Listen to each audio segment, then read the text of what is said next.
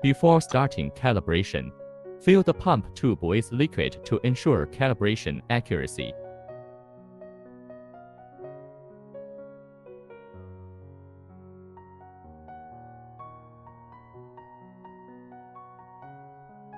Turn the knob to AR, press the knob.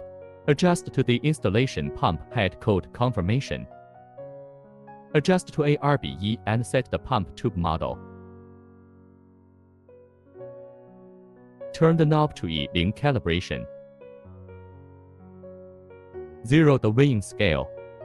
Pull the lever toward the liquid outlet. Peristaltic pump will perform liquid transfer.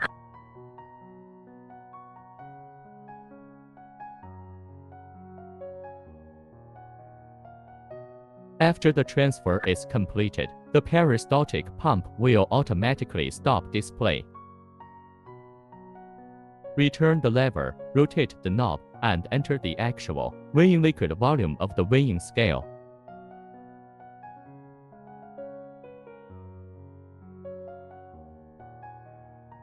After inputting, press the knob to confirm.